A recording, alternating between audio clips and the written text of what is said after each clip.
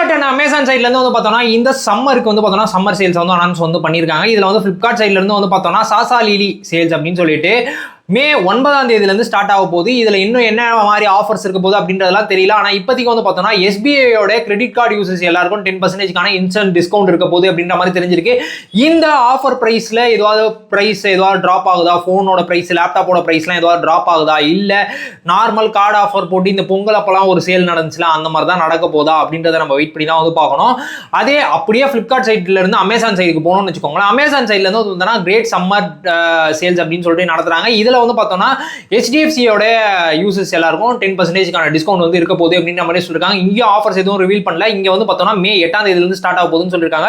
So இன்னும் டேஸ்லாம் இருக்கு, கிட்டத்தட்ட இன்னொரு 10 நாள் இருக்கு. இந்த 10 நாளுக்குள்ள ஒவ்வொன்றா ரிவீல் பண்ண ஆரம்பிப்பாங்க. ரிவீல் பண்ணும்போது எது பெஸ்ட் பிரைஸ்ல வருது, எது பிரைஸ் டிராப் ஆகுது, போன ஜென்ரேஷன் போன் ஏதாவது பிரைஸ் டிராப் ஆகுதா அப்படின்றதெல்லாம் நம்ம வெயிட் பண்ணி பார்த்து வாங்கலாம். இப்போ யாராவது போன்ஸ், லேப்டாப்ஸ் இல்ல வீட்டுக்கு தேவையான வேற ஏதாவது எலக்ட்ரானிக் ஐட்டம், கேஜெட்ஸ்லாம் வாங்குற மாதிரி இருந்தீங்கன்னா வெயிட் பண்ணுங்க. வெயிட் பண்ணிட்டு இந்த ஆஃபர் சேல்ஸ்லையும் பார்த்துட்டு அதுக்கடுத்தது நீங்க வாங்கலாமா வேணாமா அப்படின்றத வந்து முடிவு வந்து பண்ணிக்கோங்க.